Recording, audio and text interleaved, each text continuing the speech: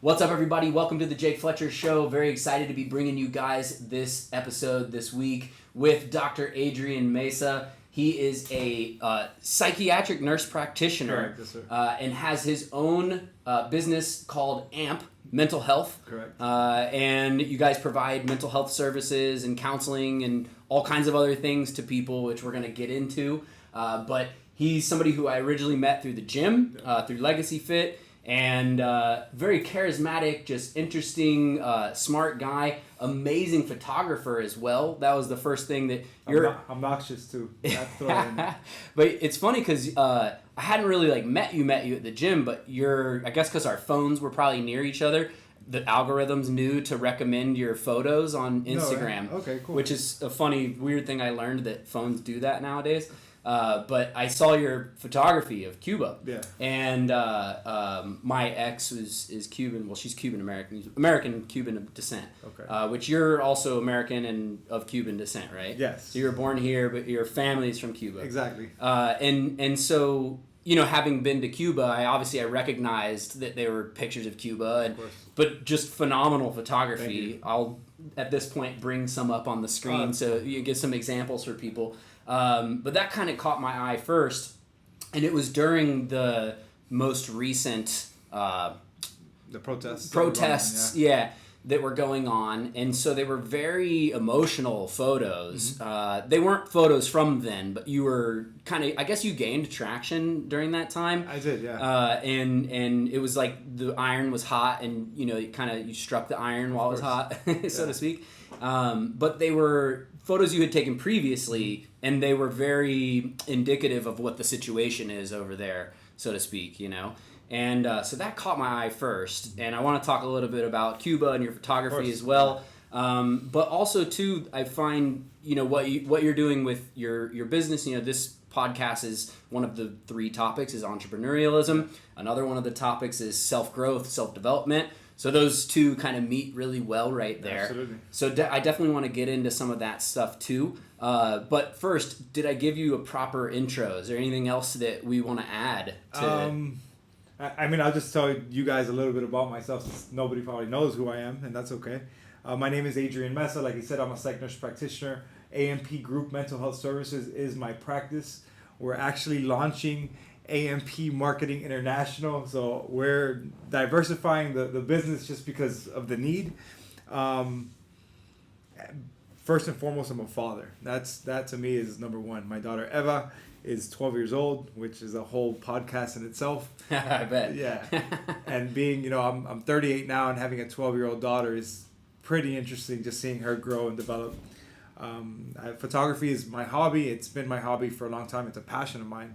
My mom was an artist, and I think that's just injected in me, where I felt a need to express myself creatively, right? Because we get stuck in these boxes of regimented work and computers and programs, etc. And I need somewhere where I could just do whatever I want, and photography is my outlet. Yeah. Besides that, I'm an Army veteran. Born and raised here in Hialeah, Florida. And proud. I know Hialeah gets a bad rap, but that's my hometown. I love it. It's like growing up in a Latin American country in the United States, so it's been awesome for me.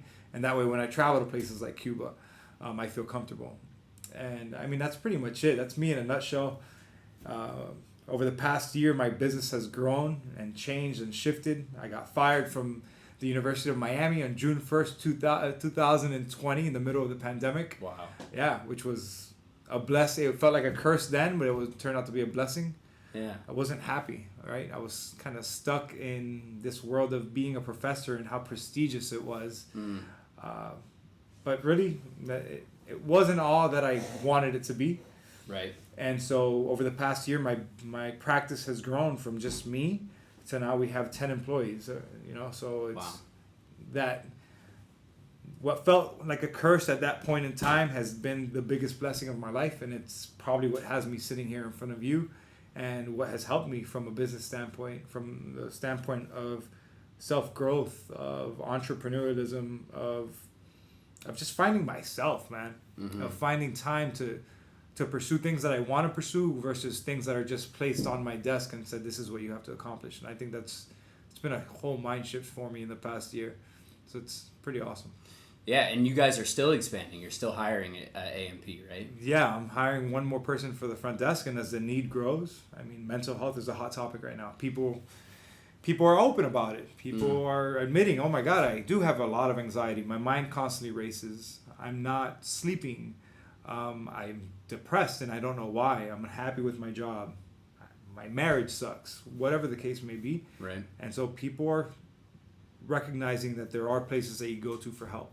Yeah. And I would encourage anybody, even if it's not my practice, I would tell you if you feel stuck, if you feel like things aren't going your way, if you feel as though, life just isn't what you want it to be right now, or you're just looking to challenge yourself and learn more about who you are, sit in front of a therapist, man. There's nothing like having somebody who you don't know, who is just asking you questions that as you say them out loud and your voice is bouncing off of the walls, you're learning about yourself, because these are questions that maybe ruminate in your mind, but you really haven't taken the time to explore them.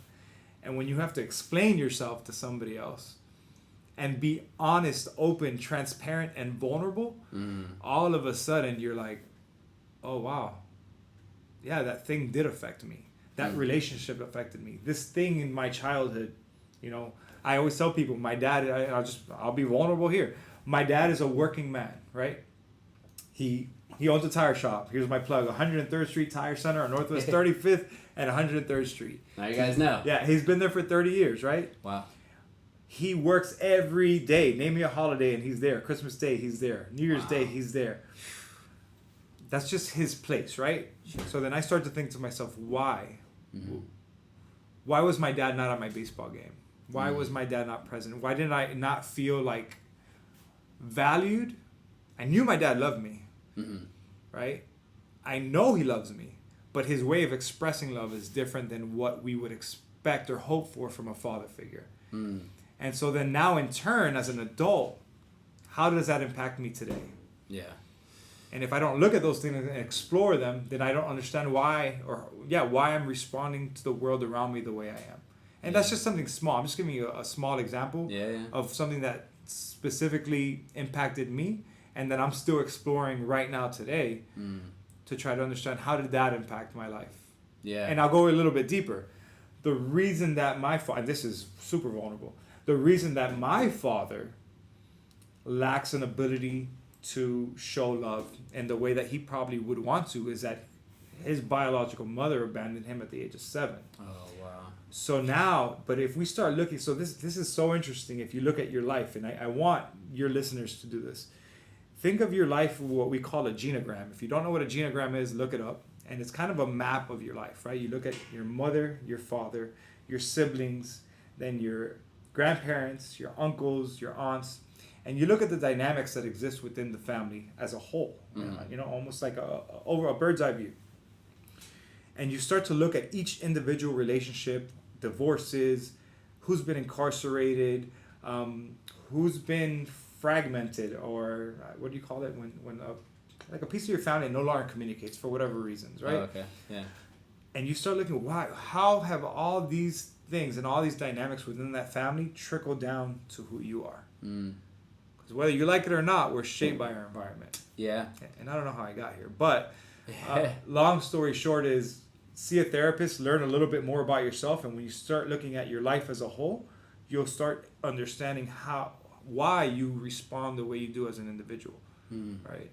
Yeah, I could definitely second some of the feelings about, like you mentioned, like, why wasn't my dad at my baseball game and stuff? Yeah. My dad was also, he worked all the time when I was a kid, and, I sometimes would wonder, like, why, can I not go play basketball with my dad in the driveway after school and stuff like that, And looking back on it now, it's like, you get older, you get mature, and you realize, like, he was putting food on the table is a little bit more important,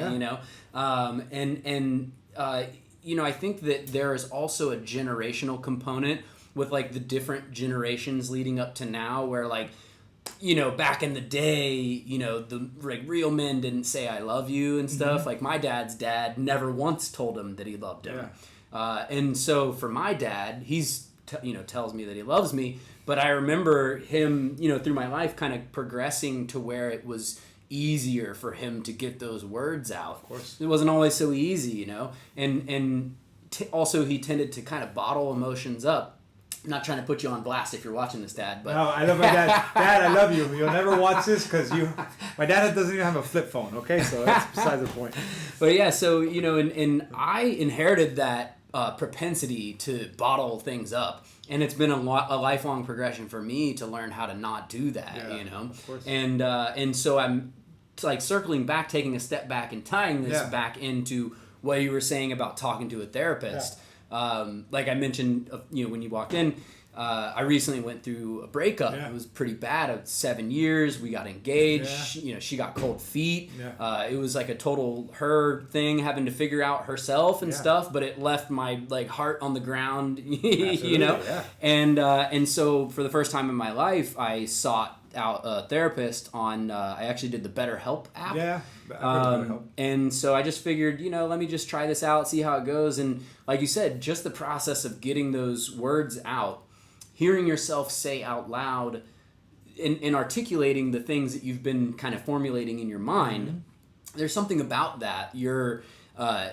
It's kind of along the same premise of like speaking things to into existence. But instead of speaking things into existence, you're like speaking your emotions into legitimacy almost. Like the process of getting those words out helps you to analyze it. It helps you to sort of judge whether or not those feelings really should have the weight that they do in your mind. And then of course the therapist's role is to, you know, steer you in the right direction, so to speak, in terms of, you know, proper mental health. Or I'm sure you could explain that component better. Yeah, just depending on how it is that you were responding through that breakup, right? Maybe you were just, because people respond in different ways. Some people go to the bottle, some people go to drugs, and they kind of just submerge and drown all their issues. And really, then those issues just resurface later on. Or if you, like you were saying, you suppress emotion, right? You compartmentalize it. Some people, they'll go through a huge breakup, put it in their pocket, stoic, and carry on. You know when that resurfaces? Is it 1 year, 5 years, or 10 years down the road when they're in a different relationship and issues start rising in that relationship, and all of a sudden it explodes, and your significant other at that point is completely caught off guard and confused as to why you're responding the way you are. Right? And it's going to explode not at the best time. Exactly. It's going to come out when it's the literal worst possible time. So and that's why it's important. It's important to get those thoughts and those feelings out. And whether it's through, like you're a musician, like you were saying, whether it's through music or whether it's through creative writing or just journaling in general, engaging with friends. But if you go to all of those negative things, drinking, drugs, partying, those escapes, they'll help. They're an excellent remedy, but they're not going to help you long term. Short term, they're great. They're actually extremely effective at helping that escape temporarily, but long term, it's not going to be good for you. Yeah, coming from the music world, I've unfortunately seen too many people deal with their demons in unproductive, unhealthy ways. Of course. And I feel fortunate that I've never been somebody who has like addiction problems or anything like that. Because that's a hard thing to get out of, you know. Do you guys work with people with addiction at all? So we do, but I actually just partnered with a Dr. Juan Lacenda and his wife. Okay. They have a place right up the street called the Adaptive Center. Okay. And the Adaptive Center is what's called an IOP, which is an intensive outpatient program. So these are people who typically don't fall under the criteria where they need to be in a center. They're still able to function and hold jobs throughout the week, but they have intensive therapy 3 hours, 3 times a week, where they come and do therapy, group therapy, individual therapy, see a psychiatric provider, and then and just try to deal with those demons, like you were saying. You know, just try to help find other ways to remedy their issues besides drugs and alcohol. Yeah. I mean, you know, it's really unfortunate that there's so many people who deal with those topics in that way, because like you said, it's ultimately, it's not healthy, and B, it's going to resurface later on anyways. But I guess it's just so easy for people, you know, like it's much easier to go get wasted and drown your sorrows than it is to do the tough work of dealing with it. Well, maybe some people just don't know how to deal with it that way. Maybe they've learned, or they just look. It's extremely effective. Like if you think about it, self-medicating is brilliant because you are helping yourself, right? It's just the consequences of that are difficult to deal with down the road. That's all. So I'm not gonna fault anybody that has a substance abuse issue or an alcohol issue. For sure, yeah. It's more so, hey, you're smart because I can see how that helps you, and I can see how that alleviates this physical pain that comes from emotional distress that you're experiencing. But in the same breath, know that this is going to catch up to you eventually. That's all. What do you think about, there's companies like Metamaterials and different companies that are using psychedelic low-dose medications to deal with like depression, PTSD. Like I think psilocybin has been shown to work really well for depression, MDMA for PTSD. What are your thoughts on that? So I'm not even going to get into that because I'm not well-versed enough in it. Fair enough. Dr. Lesende, who I work with, is extremely interested in ketamine, but not just ketamine infusions, but therapy while somebody is getting, I don't know if it's oral ketamine or ketamine infusion. These are things that he wants to bring into his practice. So he's probably somebody better to speak to about things like this. Fair enough. Yeah. I know it's a new kind of like burgeoning thing. So I find it very interesting because I don't hide the fact I've used psychedelics in the past, and it's something that has given me new perspective, and not saying like I wouldn't be who I am or anything like that, but I've had certain experiences that gave me a new perspective on my life. Gotcha. And in the right context, I think it can be helpful. How old were you the last time that you used psychedelics? Oh man, it's been a long time. I'm gonna say probably 7 or 8 years, something like that. Right. So what did you get? I'm curious because I honestly, the last time I tried any sort of psychedelic, I was young and dumb and 17 in high school, where my friend was like, "Here, put this under your tongue and let's go skip school." Well, first of all, I don't think every psychedelic drug has medicinal use, or at least not necessarily across the board. And I don't think by any means just every drug has some kind of medicinal use. What I do think is you can get certain things from certain drugs.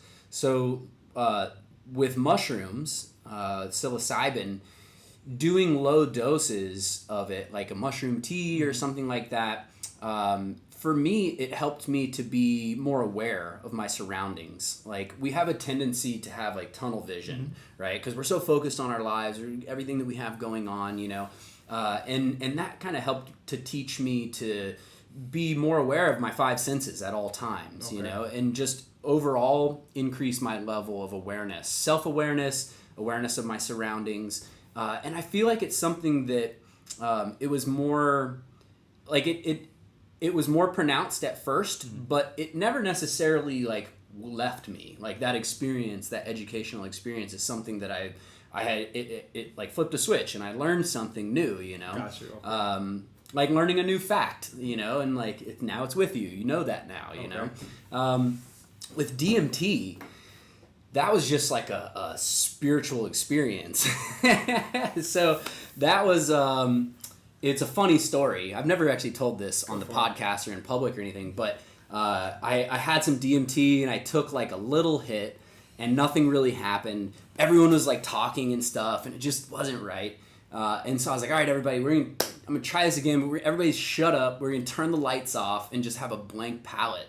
And I took like a much bigger hit of it and I launched off of the face of this planet. Like literally I was spiraling through wormholes and like experiencing like alien vibrations and stuff. Yeah, I don't love that. And so in that experience, it wasn't so much an educational experience as it was just an existential experience and really furthered my just desire for life and making the most of my existence. Because what happened is the further I went down this wormhole, the more I felt like I wasn't going to be able to get out. Oof. And so I got really scared. And at one point because when you smoke DMT, like a lot of times, like, your vision, it's not like it goes black, but like the world around you does not really exist for a few minutes. There's a visual component to it, you know? And the more I felt like I couldn't get out, the more scared I got, because I felt this innate, like, I don't want to die, you know? And like, I'm not ready to die, you know? And so at one point, I like stood up halfway, and I heard all my friends around me like, you're okay, you know, you're just tripping. And so I was like having a bad trip or what? It wasn't a bad trip. It was just a really intense experience, one that I was not prepared for. But what I took away from that was, you know, the brevity of life and how things can just end in an instant, you know? And you don't need to smoke DMT to have that understanding. But it's a visceral thing it's hard to really like qualify it and explain it too well. But I'm glad I had the experience. I only did it once, and afterwards I was like, I'm good. I don't ever have to do that again, because now I know what it's about. And you know, I haven't really had much experience with MDMA, but supposedly it helps with PTSD. I don't really have PTSD for anything. So, but yeah, you know, I think overall, I think that things like that have a place in society, but it's not your expertise, so we don't have to dwell on it. But it's interesting that, because this is coming up a lot in podcasts, whether it's Rogan or whoever you listen to. He asks everyone about DMT. Yeah, he starts talking about, have you ever done this? And so, but it's interesting that we're having these, why do you think it's open to have these open conversations about past drug use or just our experiences in life, right? Well, I mean, I think that, number one, I think that people crave authenticity, you know? People realize when stuff is, like, when you fake the funk, you know? And so if we were having this conversation and I asked you about psychedelics, and then you're like, hey, look, you know, this other guy's expertise, and then I'm like, all right, well, let me just not, you know, let me pretend like I don't know anything about it. You know, wouldn't be my authentic response, you know? So I think that's one component. I think also, too, it's slightly less stigmatized because I think more people have had experiences. There's more public interest and intrigue about it, you know? And I think especially in the last, you know, few years or so, when we've actually seen, like, people have done studies on MDMA, psilocybin, ketamine. I mean, you can legally open a ketamine clinic in Florida now. So I think that there's a ton of them. There's a lot of legitimacy to it now, where people realize, like, oh, okay, people aren't just getting high, and really in those like healthcare type situations, you're not even doing a dose that's gonna like get you high. It's just slightly altering your consciousness enough to, you know, poke around a little bit in your brain, you know, pull some wires out over here and reprogram them over there, you know, and with the right guidance, I think it can be helpful. I don't think people should just to be clear, I don't think people should be doing psychedelics on their own. Just to be clear, without professional guidance. It's something you know. I got lucky. I've seen people lose their shit on like acid and stuff. One of my, not really friends, but somebody I know, like I was at Bonnaroo, and I just like walked by like the EMT tent, and there's this chick that I know like on the ground like, I'm a robot. So you know, I feel like I think it's important to have these conversations just because, just like everything else is stigmatized, and by opening the door and saying, hey, like I've done this, I'm still a productive human being, I'm still a professional, I'm still, you know, I'm a person, right? I think the more that we do this and have these open conversations, then we can start looking at, okay, well, let's see what the purpose, what purpose can this serve? Right. Because I think, I'll be honest with you, there's a lot of limitations on SSRIs and medications we use to treat depression and anxiety. Right. Do they have their place? Absolutely. Have they been effective? Yes, I've seen them. I use them every single day. This is why my practice works, not just because of therapy, but a combination with medications as well. Right. And again, medications aren't for everybody, but I think that over time or historically, we've had such limitations on what we can use to battle issues of the mind. And honestly, 30 to 50 years from now, we're going to look at what we're using today, and we're going to realize that that medication to treat mental health issues is in its infancy right now. Yeah. Completely. The same way we're going to look at chemotherapy, like what kind of barbaric treatment is that? We used to do bloodletting. We used to cut people's wrists and bleed them out. Yeah, leeches We used to and do stuff. we used to do craniotomies where we would drill Right. holes and poke through people's brains, lobotomies. Yeah.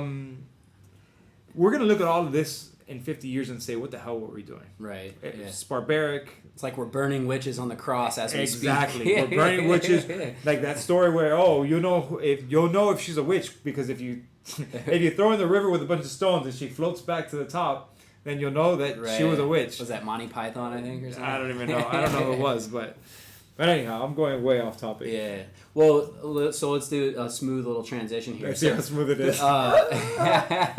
So people usually invest in like stocks, crypto, real estate, and stuff. But how would you recommend that people invest in their mental health? Oof. How would I recommend it? I think that self-care is everything. Now you're talking my language. Self-care. What is self-care to you? Let's say, Jake. What is self-care? So if I ask you, how do you take care of yourself? You're going through a breakup. Things are going wrong in your life. Maybe the real estate market is down. Okay, what does Jake do to take care of himself at that point? I think that self-care starts with knowing yourself, understanding yourself, having clarity on who you really are, what's really important to you. And I think that's like a baseline, because if you don't really have a true grasp on who you are, what really makes you tick, what's really important to you, then how are you going to take care of you, you know? Yeah. So I think it starts with that. And the process of gaining clarity in your life about who you are, what you are about, all of that stuff, it takes time and it never really ends. It's constantly evolving. Constantly. So I think that's important to recognize. But once you understand who you are and what's important to you, then you can, I feel like, kind of come up with a self-care plan. Like for me, it's, call up my friends that I haven't spoken to in a while and, schedule lunch or schedule a recording session and hang out with my friends, like do like wholesome activities and like see people that I care about. Going to the gym is, I think essential. If you're not going to the gym, some type of physical activity, like if you're just sedentary and living a sedentary life, you're on a decline. Yeah. It might be gradual, but you're like, for sure you're on a decline if you're sedentary. Well, think about the high. So definitely I think self-care and the gym intertwine hand in hand, whether it's the gym or any form of exercise. But if you're not doing something to challenge yourself physically, then, like you said, you're setting yourself up for chronic diseases down the road. And beyond that, forget about what's going on 20 or 30 years from now. The high that you get from a good workout and the outlet that you experience, right, and it just is so much better. You're not frustrated. You're not angry. You're not going to yell at your coworkers. It gives you some insight. It can humble you. I think there's so many benefits to basically murdering yourself in the gym.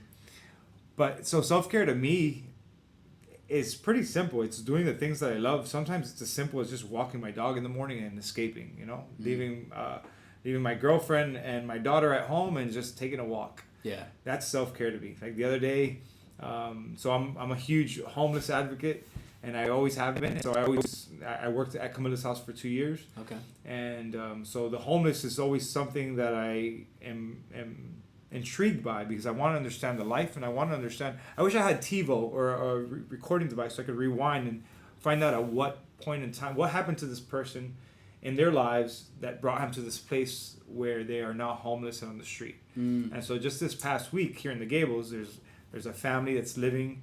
It's a male who's about 29, I believe.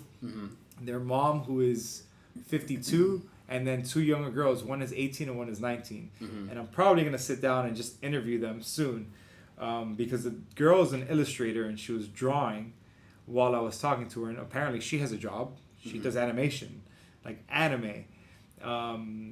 The other girl's a fashion designer. The mom is extremely intelligent. The male speaks Japanese. And by the way, this is an African American family living on the street. So imagine the stigma, or imagine what you perceive them to be versus when you sit down and you have a conversation. So why am I talking about self-care in this homeless family? Because for me, this is self-care. Interacting with other people is self-care, because I need to feed off of Jake and his podcast. I need to say, oh, he's inspired by music. He's inspired by creating stuff and posting on YouTube. I'm going to gain from you. I'm going to pull some of that energy and say, oh, cool. Now I have motivation to do it myself. And so that's a big part of self-care for me, is just human interaction. And how does that come back to the homeless family is that I'm walking my dog and I run into this homeless family. What do? I sit down and I talk to them and I hear their story. Because that's what feeds me and that's what feeds my soul. How can I help them, right? And if I can, what can I do to help them? And besides human interaction, the gym, I don't know, self-care is just that. Recognizing your own wants and needs, knowing when to say no, not having to be there for everybody. I used to want to be Superman and save everybody. That's part of why I got into healthcare, because I had that mentality where you want to just save people. But the truth is, first you got to save yourself, right? True. You got to help yourself first, and then you can help all the people around you. And I think that's what a lot of people are missing, especially moms. Moms often want to give and give and give and give and give all of themselves to everybody around them. But then they don't stop and take the time to feed themselves and feed what they really desire. And I think that's why, honestly, most of my practice is women. I think it's like a 75. So there's two reasons. 75% of the patients I see are women. I think that's partially because, first of all, women are draining themselves, right? They're trying to be sometimes the head of the household, or they're trying to be the working party or one of the working parties in the family. And they're also trying to be the main caretaker and the facilitator of everything within the house. Right. But at least they're going to seek care, because I think the other reason why it's only 25% of men that I'm seeing is because I think men tend to compartmentalize and not seek help the way that women do. Do you think that compartmentalization is somewhat genetic? I think so. Yeah. I mean, I don't have any research to support that, but I could just say, maybe not genetic, but I think it's ingrained in our society. Right. Yeah. I was just talking to the girl who helps me with marketing. Her name is Maria. And Maria and I were talking today, and I said, I post all these motivational things, but I guess I write from a place of emotion, and that's why my followers are also much more female. And I was asking her, and I said, how can I target more males? I want to inspire more men, right? I know there's a lot of men that are out there that are lost, that are kind of just shuffling their way through life and really maybe feel alone, maybe feel isolated. How do I reach those guys? And that was just the conversation we were having this morning. But I do think our society has taught us to internalize, to suck it up. You know, you fall, walk it off. Walk it off. Boys don't cry. You hear all these things as we grow up. And it's never like, hey, it's okay to feel. I understand you're hurt, but we're going to try again anyways. It's not that. It's just suck it up. Yeah. It's funny because the episode I just did before this, I talked about literally that. Okay. How it's like society gaslights us into thinking that any type of acknowledgement of our pain or not doing well is complaining, and complaining is obviously bad and wrong. Of course. And I find that kind of an interesting dynamic, because it's true to an extent that the person who's always like, oh, this is wrong and that, and oh my God, well, like, that person's a complainer, nobody likes a complainer. But then you also have the other end of the spectrum with, a lot of men, a lot of people in general that just bottle it up. Yeah. That's, it's they're not going to talk about it with anybody, and that is it's not healthy, and like we mentioned before, it's going to come out at the worst time, but also it's not conducive towards your self growth. Like if you're not okay with being stagnant, like if you're not okay with where you're at right now, if that's not where you imagine that you want to be or should be, that bottling up of those emotions, repressing things, not acknowledging where things are tough for you, where things are easy for you, and where your strengths are, and where things are that what are things that you need to be doing and focusing on in order to better yourself. That's not going to help that process at all. If you're just sucking it up, right, and you are just compartmentalizing, putting away all of these issues or things that you're dealing with, then you're never taking the time to look at your vulnerabilities, right? So it's almost like if you had an ulcer and you just put a Band-Aid over it and you cover it. yeah, it's not there, but the ulcer eventually is going to get worse and worse. Right. So it's the same principle where you have to really look at the wound to treat it so that it could heal. But if we just keep on putting it away and and masking it, then we're never going to grow. Right. Because the only way to grow is by facing those vulnerabilities, facing our shortcomings head on and saying, oh shit, I got to fix this.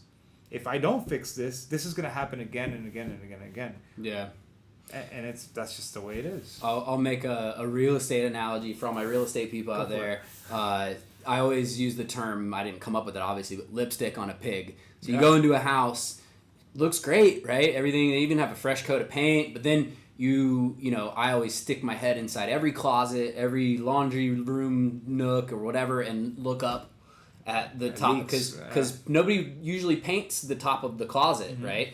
And you might see water stains, or you can see a whole bunch of mold, right? So you could paint over that mold, and that's what they did in the living room. They put Kills paint over it, and you can't even see the mold anymore. But eventually that mold's going to come right through that. And you have to do the remediation. You have to do that tough work. Sometimes it ain't cheap.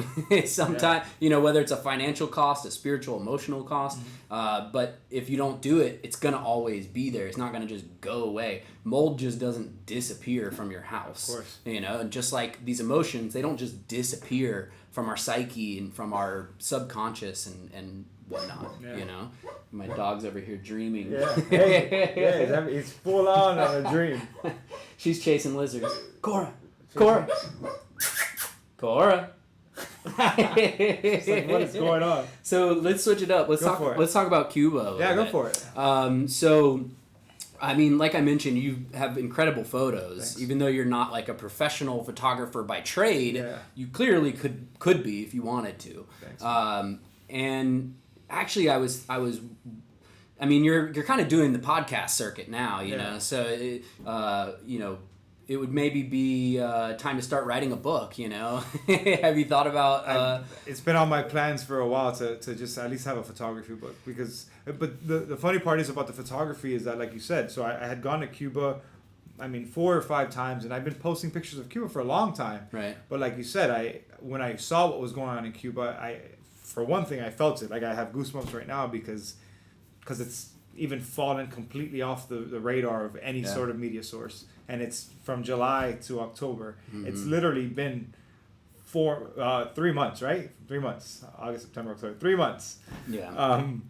And there's nobody that's speaking about what's going on in Cuba. There's still people who are imprisoned right now. Yeah. But beyond that, nobody gave a shit about my pictures from Cuba. Let's be honest. Like, I was going to Cuba because since I was 18, I started picking up books on Cuba. I wanted to understand my roots, my culture. I wanted to understand where my family came from and why they left. I wanted to understand why people are getting on rafts and just risking their lives to come to the United States, right? And so that interest just drove me to saying, I'm going to go back to Cuba. Or I keep on saying I'm going to go back to Cuba when I had never been there in the first place. But I'm going to go to Cuba against the wishes of my family, of my parents, of everybody. And my grandmother ultimately gave me she gave me an address the night before I left and said, here you go to this address. And the moral of the story is I got to experience Cuba firsthand, and nobody could tell me what was going on in Cuba. Nobody else could lie to me and say that this was or was not going on. I could tell you exactly what's going on. I could tell you that there are ration cards. I could tell you that people are hungry. I could tell you that, in my opinion, I would love it if the United States would open up tourism to Cuba. Why? Look, the regime is going to continue to be in complete control no matter what. They have more money than you have any clue. But beyond that, the money so if you stay away from the tourist parts, then you're feeding the people of Cuba. Mm-hmm. You're helping the people, el pueblo, the very citizens of Cuba, and you're not necessarily helping the government. So don't go to Varadero or... No, you go to Varadero, then you're definitely feeding the system. I went there it for sucks. part of the trip. It was my least favorite part of the sucks. trip. It was horrible. There's no character. Yeah. The hotels are 3-star at best. The food is terrible. Yeah, it is. So don't go to Varadero. The people working in the hotels too, it was a weird vibe I felt from... They're not happy. Some of them were not... They're nice, outwardly, but you could tell it was like... almost like indentured servitude vibes, That's what it is. They're not happy there. I want to back up for just take please, half a step back before we keep going on Cuba and go back to the book. Yeah. The reason why I asked that is because what I imagined was like a table book of your photography with...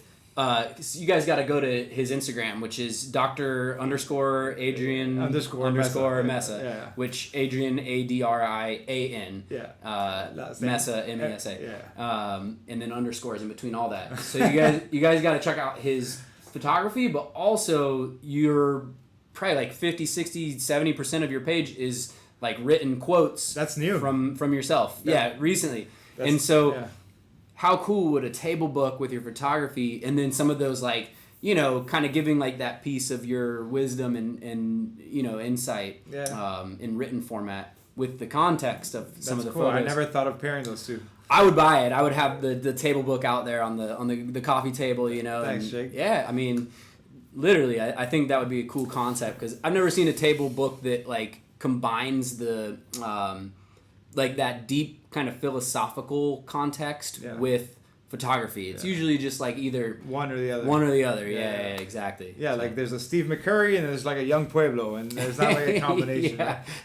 So if there's anything I want to say about the people of Cuba is that, man, they're resilient, incredible, they're full of hope, innovation.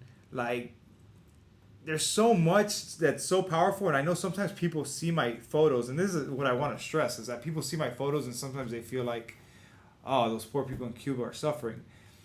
And really, yes, is there poverty? Yes, is there oppression? Yes.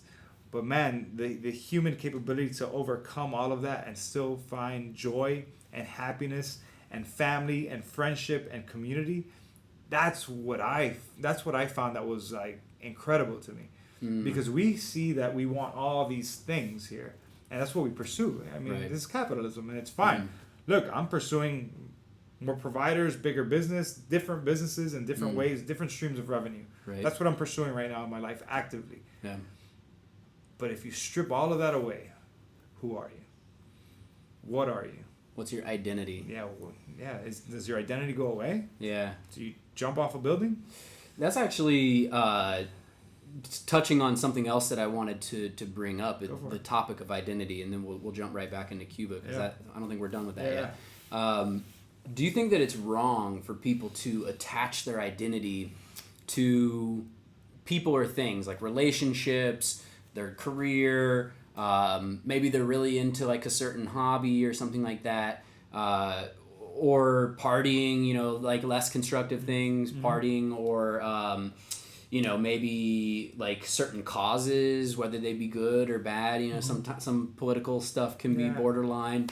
Do you think that that's necessarily wrong, that people attach their identity, who they are, to external factors? Or do you think that it should be an internally decided thing? Or do you think a mixture of both? Or where do you come down? I don't think it's wrong to attach your identity to anything, because I think at the end of the day we all have things that make up who we are as a whole.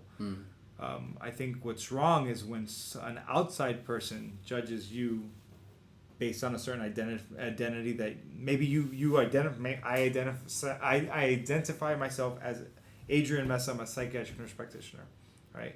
If somebody just looks at me from that one view without recognizing how multifaceted, how diverse my life is, then they're gonna fall short, because they might say, oh, you can't communicate in this way, or you can't talk about this because you're a healthcare provider. Like, if I give an opinion, and I don't even want to go down this road, it's a rabbit hole. But if I give an opinion on a vaccine, Uh-oh. or and I'm not gonna go there. You can go wherever you want. I don't want to because it's like a huge waste. Yeah. You're not gonna convince anyone at this point of anything. Yeah. So, but if you go down, if you give anything that's counter to what your peers are speaking on, and I just use that because it's the most prominent one that stands out right now, then now people from the outside are judging you, right? I think it's okay for us to have multiple identities, but also to recognize that what happens if that identity is stripped from you? What happens if you lose your job or you lose your... right now I just sighed like that because I was like, what if you identify yourself as a parent and you lose your child? Right? Wow, yeah. All right. Now what? Now what becomes of your life? Yeah. And that's where we run into... We just run into a lot of issues where we can't fully identify ourselves with one thing. We can value those things tremendously. We could value it with our whole heart. But to say it's wrong to identify yourself with anything, I think is a fallacy. Well, let me give you an example why I say that. So let's say you're in like a toxic relationship. Okay. But that's the main component of your identity. Like it's somebody maybe you're like high school sweethearts or something like that, but they're abusive, whatever, verbally, physically, whatever. That's an example where I would say like, hey, maybe you shouldn't so closely relate your identity to this individual who's unhealthy for you to be around. But that's going to require the insight of that person, right? To recognize that this isn't good for me. And then they might hold on to that. Yeah, because you're right. Somebody might say, oh, this is my high school sweetheart. We have to make this work no matter what. The time invested fallacy. Yeah, that. Yeah. Not just a time invested fallacy, but just going back to identity. Like, oh, this is my high school sweetheart. It has to work no matter what. Right. Yeah, no, it doesn't. It's okay. Because people change, relationships change, and if something is unhealthy, call it for what it is. It's unhealthy. It's toxic. It's not good for you. But that person has to recognize that first. If they don't, then that's where they're in trouble, and they can hold on to that identity forever and ride that out. And that's what relationships once were, right? Now divorce, people see the divorce rate being so high as such a negative thing. Maybe it's not. Maybe marriage itself, and again, this is controversial, maybe marriage itself is something that we need to start looking at and saying, well, are we supposed to be with one person forever? I hear my girlfriend like, what? No, but if you think of it, if the divorce rates are 60%, and of that 60%, we have, let's say we took that 40% still married, and we put a score to it to say how many of these people are actually happy, how many of these people are actually faithful, how many of these people see themselves with this one person and one person only for the rest of their lives, that's not tied to finances or anything else. I think that number gets smaller and smaller and smaller. Yeah, it's right? gonna be a low number, I think. So I'm gonna get shot this time, huh? Adrian, you need to shut up. we can edit this out. No, don't edit it. I'm kidding. No, we don't edit this. Good. I just think that these are open conversations we have to have. That we have to look at these social constructs and say, well, why is this failing? Right. Why do we keep putting the blame on the people that are part of the system that has been created for us to follow? Right? We're human beings. Our brains are constantly going to be malleable, and we're going to have neuroplasticity where our brains can change, and the ways that we think based on our experiences will change. And if we keep on thinking of marriage as this concrete thing that people are trying to fit into that mold, well, there's a reason it's shattering. Yeah. There's a reason it's breaking. It's not a one size fits all. No, but then we're so quick to place blame on the other person. Right. And it's also because of that dynamic, that blame dynamic, it's hard to have these open conversations, because even you as a mental health care provider, the moment that you started mentioning, what you were talking about just now, immediately in the back of your head, you're like, oh, my girlfriend. Yeah, my girlfriend's not going to like this. No, she's open. She'll have this conversation with me, and we've had it before. And I just use that as an example to illustrate the larger point that it's tough to have these conversations with our significant other. Of course. And having those kind of open relationships, but open dialogue within our relationships is key. You know, I think that's one of the main components of a successful relationship is now you're talking. Open communication. Yeah, now open communication is what is not seen in most relationships right now. Mm-hmm. Right? Because it's hard. We're afraid of what the other person might think. You're afraid of the response of the other person. You're afraid that you're going to hurt the other person. You don't want to. You're staying in the relationship because you've invested so much time that that's it. You're stuck. And you don't want to be. So what do some people do? I've done it before. I've self-sabotaged. I've created issues in the relationship because I didn't know how to get out of it. And that's poor and it's immature. And I've been immature before in relationships. Now I'm 38. Thank God that I can just be open and honest and say, man, this sucks, but this is how I feel. Right. I really don't feel like going there. Or I was having these thoughts. Like I'm not gonna get fully into it, but you can be vulnerable and honest and transparent with your partner, and it can still work. Right. Or you guys will both agree that you know what, then this relationship isn't gonna work. Yeah, if you're not in alignment, you know, on core things. Exactly, but if you keep this goes back to communication. Part of it is communication with yourself about past trauma. Or communication with your partner about what's going on in the relationship itself. Right. And if you keep on hiding things from your partner, those things are going to surface eventually. Yeah. Either in your behavior towards her or in your behavior towards the relationship where you're looking somewhere else for whatever it is that you're looking for. Right. Let's go back to Cuba. Go for so it. I actually encouraged my ex that we should go to Cuba because, you know, she's American of Cuban heritage, and I felt like this is your birthright. Like, this is where your family comes from. You still have tons of family there. Of course. I mean, we had like a family reunion when we were cool. there. We got the cajachina pig and the whole everything, and you know, it was like $50 for like a feast that fed like literally like 50 of her family members. The neighborhood easily. Like people who she didn't even know she was related to, you know, I mean, just a variety of people, you know.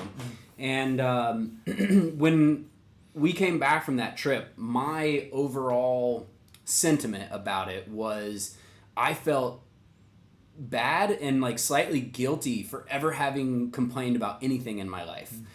Because when you see the destitution that people are experiencing there, and you sort of get a sense of, like you said, like the Cuban people are so resilient. I mean, I could just go on and on about like they're the most inventive people on the face of the planet. Ingenuity is literally ingrained in us. Yeah. And so that leads me to be like, man, you know, how many like inventions, how many cures for medicine and all kinds of things that would make the world better have been repressed because an entire nation of people have been repressed. You know, and so that was kind of my overall sentiment when I came back as a gringo going to Cuba. What were your like overall impressions when you first came back? Well, not before I just came back, but just being there initially without ever being there before. The weirdest thing, and I've expressed this to a lot of different people, and they're like, "That's exactly what I was feeling," and it was a feeling of nostalgia to a place I had never been. So it was just this weird feeling of this is home, this is my soil, these are my people. This is where my life should have taken place. And why is my life taking place in this other country? And why am I fortunate enough to have all these opportunities where I am? And this is home though. So it was this weird juxtaposition or just this weird feeling of, like I said, nostalgia to a place I had never been and to a place where my life should have taken place. Coming back home, I mean, you always feel a sense of gratitude whenever you come back from a third world country. I've been to multiple mission trips. I've been to Haiti. I was in Haiti actually 5 days after the earthquake in 2010. Oh wow! Yeah, so it didn't strike me in that perspective because I've been to orphanages in Dominican Republic. I've been to places in Guatemala where you see a family who literally their role in life is to sift through garbage to find valuable garbage to then pass it to a man on a garbage truck, and they only get a fraction of what they collect throughout the day. Bizarre things that I've seen because I've gone on these medical missions before, where I do recognize like, hey, this is clean water that you just poured from your fridge. Easy. I Right. walked 5 steps. Yeah. Yeah, so something as simple as this, you're taking a shower, that you have light in here that has not flickered once. There's no outages here in the United, or at least not here in Coral Gables, once in a while with a thunderstorm. Yeah. But things like that you take for granted, Yeah. I've experienced that before. But Cuba was a little bit different for me because I enjoy going back. And look, I want the people of Cuba to be prosperous, but I also see how deeply ingrained that system is. And for people who think that it's just going to be reversed, I'll be the bearer of bad news and say it's not. Have any older family members gotten angry with you that you went? Because I know that's a thing with like the older generations tend to be a little more anti-visiting Cuba. Not in my immediate family, but I have had some feedback before where it was like, why are you going back? You're just supporting the regime. This is everything against what we stand for. My dad at first was like that because my dad's never been back. My dad's never gone back. I think he got here when he was 14 or 15 years old, something along those lines. And he was not for it at all. And every time I've gone back, he has told me like, oh, why are you going back? And I explained to him, I show him my photos. I'm like, look, I'm not hanging out in resorts here, Right, Dad. yeah. I'm actually literally having the experience of what it's like to live in Cuba. I'm meeting people. I'm walking down the street with my camera. I'm walking into people's homes because they welcome me. I'm sitting down and having conversations. Yeah. It's never been about like the party scene. Sipping mojitos at the presidential... Have you had a mojito in Cuba? They suck. I had a few, yeah. They're not good. The quality of the alcohol is piss poor. Yeah. The food isn't that great. There's very few places where you can eat well. That's true. I did meet somebody who did take me around the last time that I went. Denise is her name. She was making money off of Airbnb doing tours. Okay. But since COVID, that's died down. But I see her. She's posting about NFTs. Actually, I'll show you who she is. Okay. Her and her boyfriend. Her boyfriend's actually a photographer over there as well. Has done some pretty cool work. But my feeling was just was why did my life not take place here? I think that was the biggest feeling that I had. And then coming back home, it was just like, oh, I got to make use of this, like this opportunity that my grandfather has gifted me being here in this country.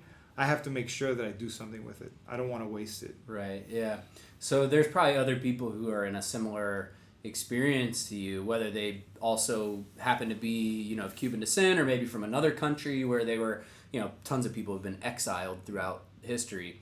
My family was exiled during the Holocaust on my mom's side, or Russian Jews and German Jews. So the Holocaust has been what probably influenced my life more than anything else. Really? Yeah, since I was 10, I started reading, 11, it was 6th grade, yeah. Okay. 6th grade, I started reading about the Holocaust. So I think I've always been an empathic human because when I read about the Holocaust as a child, I remember not being able to wrap my head around it and just wanting to read more and more and more and understand what was going on. Whether it was The Diary of Anne Frank or Entombed or Night by Elie Wiesel or all these different books or Viktor Frankl's Man's Search for Meaning, which is probably my favorite book of all time. All these different books kind of defined like my perspective, and we have to value humans, we have to value ourselves, we have to have a sense of purpose, and we have to do the most we can with this life because it's fragile. Right. So yeah, that's crazy. So wait, so your family came from where? From Hungary, you said? Well, for my mom's side, they were there was German Jews and Russian Jews. Okay. So they came from those two countries, and it was before World War II.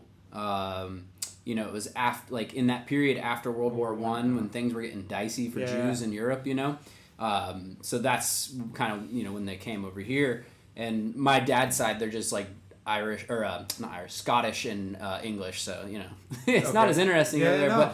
But the reason why I ask is because how do you deal with that sort of generational trauma and that it's more than just like deep-seated emotional stuff, because it's not just you, it's not just something that is happening to you. It's happening to like everyone up the line in your family tree. How do you deal with that as a mental health professional? How have you successfully dealt with that? What are your tips or advice for people who are dealing with similar things? Dealing with just being an immigrant or child of immigrants, or just generational trauma as a whole? Generational trauma, feeling like you're in this place where you really shouldn't have originally been, you know, and feeling like what is my life? So I mean, for me, it wasn't as constant because I was born here. I didn't feel that until I went to Cuba, but I can speak for, like, let's say everybody who's coming from Colombia right now or Venezuela, especially here in South Florida, where when I was growing up, elementary schools where there was 1 or 2 Colombian kids in my class and maybe 1 Venezuelan kid, if that. And now I ask my niece or my daughter, and it's like the class is divided, half Cuban, 1% gringo, and then the rest are Colombian, and then still some fragment Venezuelan.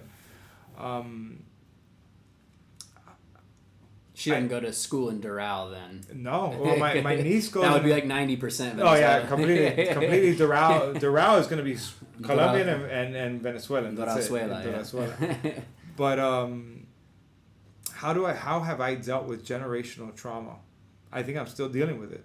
I think being first generation, I think we're just starting to get a grasp of it. I wonder how it affects my daughter. I wonder. I don't know yet. To be honest, to be completely transparent, I don't know how the traumas and the issues that my parents have faced and dealt with in their lives, how they've impacted me. I really haven't sat down and thought about it, except for my dad, like I mentioned earlier. My dad having his biological mother leave him, and how that affected his ability to attach. I think that had a major impact on him. And I definitely know that impacted my relationship with him. But I know that my relationship with my daughter, I've tried to do the opposite. Right. She has a soccer game tomorrow. I'm going to be at her soccer game. She had a soccer game last week. I'm going to be at her soccer game. That's awesome. I was her soccer coach for 2 years. Hey, let's do jiu-jitsu. I'll sign up for jiu-jitsu too. I'm going in. Nice. Yeah, like whatever it is, I'll drag her to the gym with me. Since she turned about 11 and a half, she's been resisting that a little bit more. But now being on the soccer team, she's like, I need to start going back to the gym. But things like that. So I guess the way I've dealt with it or remedied it, at least that one identifiable trauma that happened to my dad, has been just doing the exact opposite. Right? Just completely going at it head first and saying, no, that's not the type of father I want to be. And I don't have to be. I can be driven, hardworking, seek opportunities, be an entrepreneur, but still be an awesome dad who's present, loving, and compassionate. Yeah, I think there's a lot to be said and learned from the example given to us by our parents.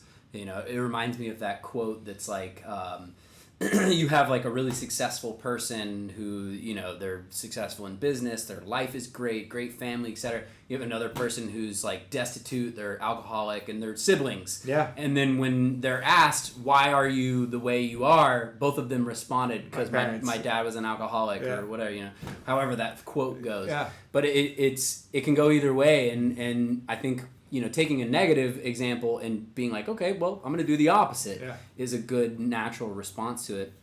As a girl dad, I personally identify as a feminist. Okay. I think we need to destroy the patriarchy. I think our society would be better off if it was more or less run by women. I don't know. Maybe not run by women, but at least 50-50. Yeah. You know, more 50-50 than it is. There certainly wouldn't have been as many wars throughout history. Name a war started by a woman. You know, I'll wait. Yeah. So I think we have a lot more work to do with teaching young men how to treat women, how to view women, women's role in society, and how it should be honored and it should be. I hate using the word "should," by the way, so I shouldn't say "should."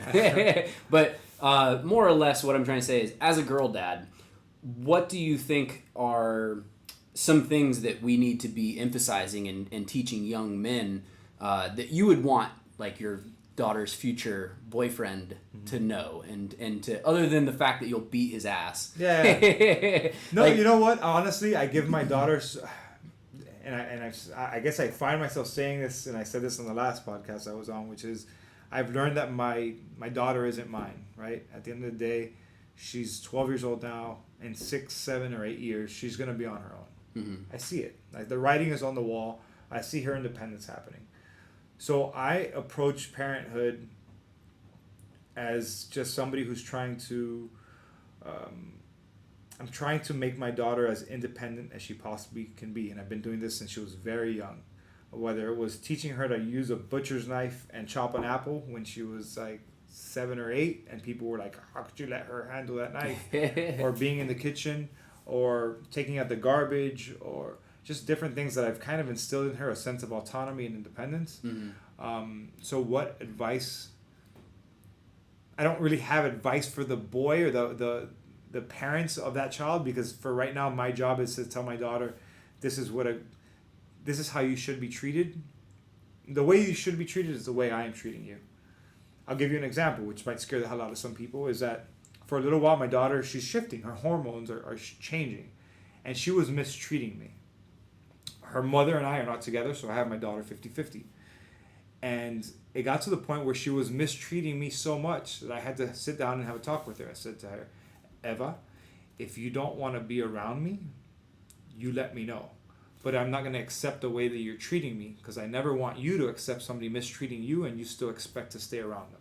Oh, wow. That's a lesson and a half right there. She was so offended. Really? She was offended. Wow. She went and she told my girlfriend, and she's like, can you believe that my dad said that I don't have to spend time with him if I'm going to keep acting this way and I don't understand? And then she came back and we spoke about it. And I said, well, what did you interpret from that? I never said I don't want you around or that I don't love you. I just said that if you don't want to be around me, I'm just not going to accept that treatment from you. Mm-hmm. And I think it did. There was a shift. And with kids, I'm learning that every once in a while, you have to have one of these strong conversations to let them know, like, hey, I love you, but I'm not putting up with this shit. And she heard me. And I'm seeing her now having more conversations, being more loving, just changing her attitude when I ask her for something. Because with a child, you have to constantly remind them. It's not like, hey, look at everything I do for you, but this is a partnership. Mm. Now, sometimes I have to be the dictator. Yes, this is parenthood. Yeah. I don't have to be your friend. Right. Because I'm trying to guide you in the right direction. But I want this to be a partnership, because in the future, you're going to be somebody's partner. And so I think it's the main thing I'm doing with her is just helping her identify what healthy behaviors are, what healthy communication styles are, that you can have disagreements and fights and still talk through it.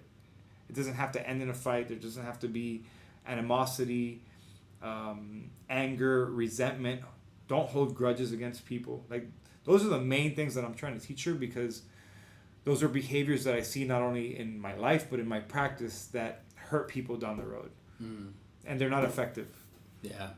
Resentment, holding grudges, and all these things, they poison you and they poison the relationship that you're in. I was going to say, that reminds me of, I think it's a quote from Buddha that's like, holding a grudge against somebody is like you drinking poison and expecting it to harm them.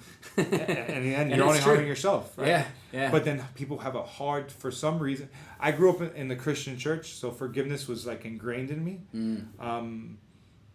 And so I learned, but I think forgiveness was always part of me, because it was never hard for me to forgive, maybe to a fault sometimes.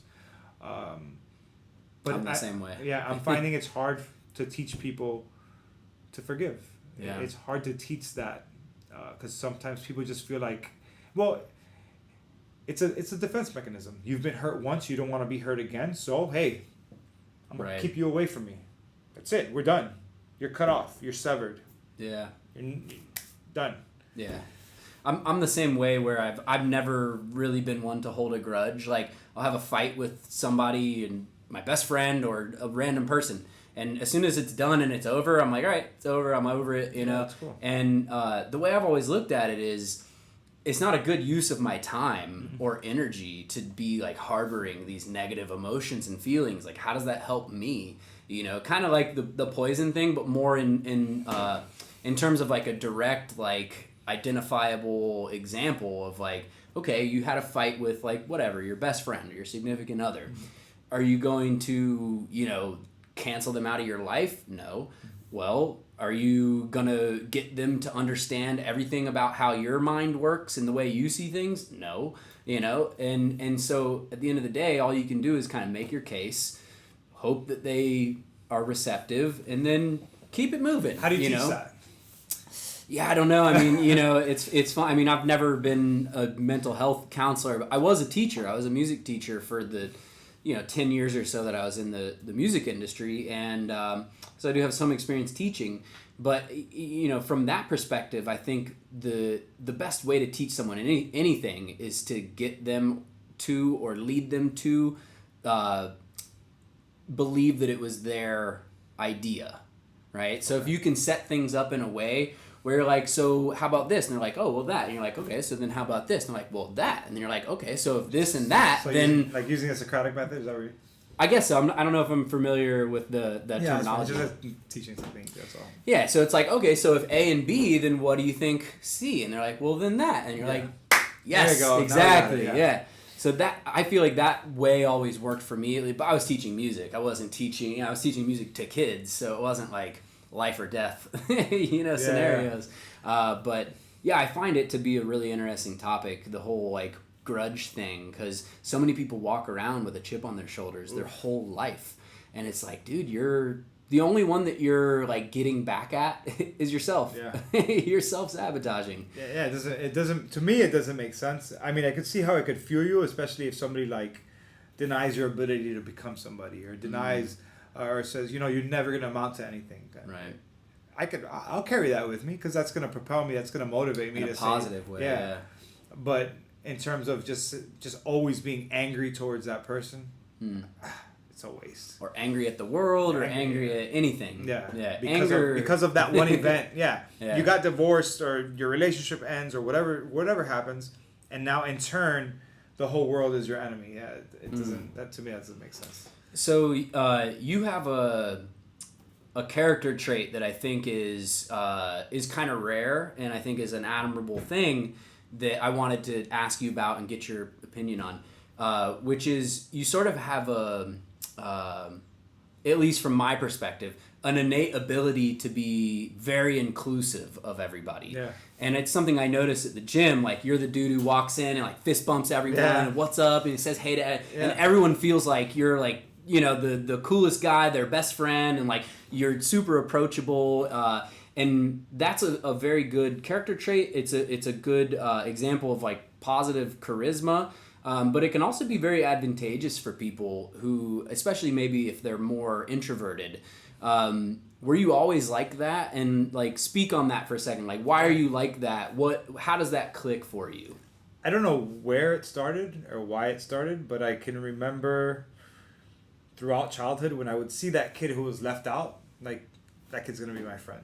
And there's two examples of people who I remember. One was a girl named Briseida Nuno. If she ever hears this, it's funny. She ended up... Shout out? Yeah, right? She's going to be like, what the hell?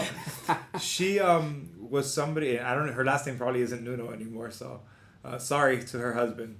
But I met her because she had just gotten to the United States from Cuba when I was in 5th grade. And I don't know why. I remember seeing her in class, and she was so alone and so isolated. And I was just like, I'm going to be this girl's friend. Like, I'm going to make sure I reach out to her.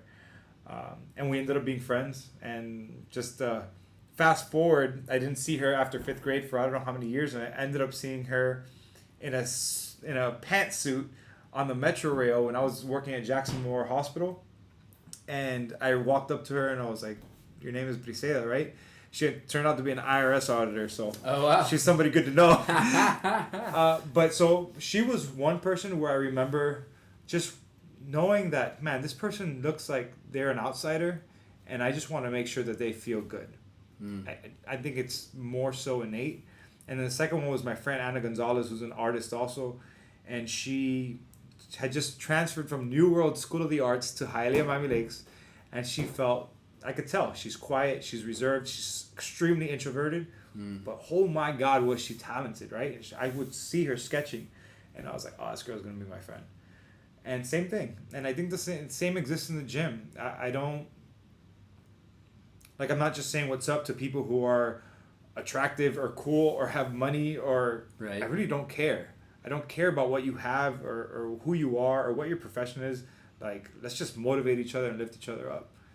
And I think the same thing existed when I worked with the homeless.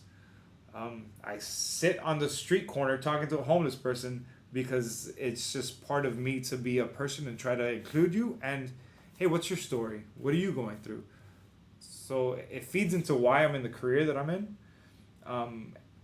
Because the career that I'm in isn't just because I was pursuing something. It was because I feel as though it called me.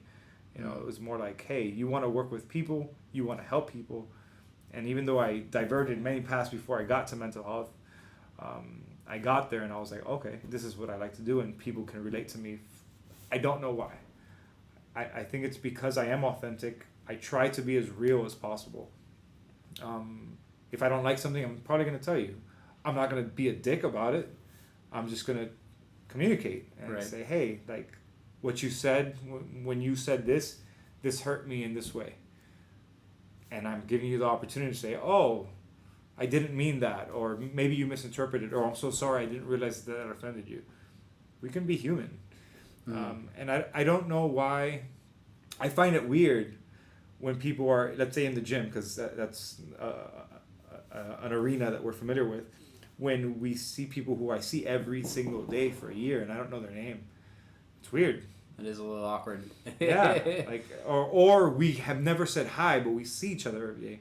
So sometimes I'm just gonna walk straight up to them and just say, "Hey, what's up? What's your name? I see you here every day." Yeah. Or I'll see somebody who all of a sudden is working hard or has lost weight, male or female, doesn't matter, and I will just tell them objectively, "Damn, I can see you're working hard. You look great." And I don't, like, if it's a woman, I'm not trying to come on to her, and if it's a guy, I'm giving him credit for putting in work, because I think we need that as humans. Like, oh crap, he noticed. So maybe I'm not delusional. I am seeing results and somebody else sees it too. Cool. Yeah. So I don't know where it comes from, man. I just know that I love people. At the end of the day, maybe it's from the church. Because in my church, they preached it over and over. Love God, love people. Love God, love people. Love God, love people. Now, there's certain things about the church where I felt like, hey, we're not loving all people like you say. Sure, yeah. But, I mean, I think those principles are ingrained in me, and I think they're extremely healthy. And I think it's a big part of who I am. A lot of things are biblical, honestly. I learned a lot growing up in the church. As much as I have diverted away from it, as much as I still go. I'm sorry, I haven't gone for a while. If I go to church, I'm still going to gain a lot from that message. In fact, and I'm going to say this out loud, I need to start going back to church. Not because of one God or because of anything, but because the message that I receive is so powerful. And it is a form of therapy. Spirituality is definitely a form of therapy. Yeah. And it's one that a lot of people miss out on, and a lot of people that could benefit from it, that instead go to brunch on a Sunday morning and have drinks and unlimited mimosas and food, that could probably benefit from sitting down, listening to a message, and reflecting on their lives. And I'm not here to preach. I don't even attend a specific church right now. I'm just saying. It could be any religion. Yeah. I just know, I know that it feeds me, and I know that it could feed other people too. Yeah. Yeah, I agree. And I think that, there are also other, obviously the religion example works for tons of people. Of course. But for people who aren't religious, you can, make music, or you can have whatever kind of creative hobby or some kind of outlet can be a spiritual experience, or not experience, but a spiritual outlet for you. Or even yoga. I mean, I went to a couple of yoga studios that are deep. Yeah. Like, it just depends. Or I've been to HIT studios where the person who's leading the camp, like, there was Orange Theory right here up the street. I think the guy's name was Cedric. But I would go at 5 a.m. because Cedric was preaching. He's like, you're like running full sprint on the treadmill. He's like, oh, you guys are in a dark place. You gotta run. You gotta do. What was it? I don't remember exactly what he said, but he would use like just examples while you were working out that were really much deeper than that workout, where you were fighting demons that lived within you. Wow. And those are people who I'm like, oh, I gravitate towards those people because they're coming from a place of wisdom and experience, and they're giving you fuel to fight things that are going on internally. They're just giving you tools to fight those demons, And I think those are special people that exist in this world, whether it comes from a pastor in a pulpit, whether it comes from some guy in a yoga studio who some people think is a weirdo because of the way he talks and he's at peace at every moment. His chakras are on the line. His Mercury isn't in retrograde or whatever other terms they use. But there's some special people that exist in this world, and if you tap into those people, I think you can gain a lot from them, whether it's inspiration, whether it's wisdom, whether it's life experience. If people are willing to share their life with you and sit down and tell you, like, hey, this is where I screwed up. Mm-hmm. I see you heading in this direction. Or just give you examples of their life that you could apply to your own. Man, listen to those people. That's one reason I love talking with elderly people. Right? It's just they're like a tome of wisdom. So reach out to those people, connect with those people, glean some wisdom, take it back out into the world, and it comes find some people that, include them, make them feel good, spread that positive message and help other people, because they might be an IRS auditor one day. Yeah, you're right. And that's the reason that I write a lot of the posts that I do. Part of it is I'm preaching to myself. And part of it is because I had a conversation that day where it just struck something in me, and I'm like, I know that this is applicable. Maybe it's applicable to one person. Again, this goes back to church, right? If you could impact the pastor used to always say, if this message just impacted one person, it was worth it, right? And so I approach something as simple as an Instagram post that might take me a while to sit down and write, because it's almost like it's creative writing for me, but it's not necessarily creative. It's more like catharsis, because it's coming from within, and I'm just pouring it out into the world to hopefully do some sort of good. I think it's creative. I mean, it's not like it's not Ulysses or something. But you're creating it. It's created. It's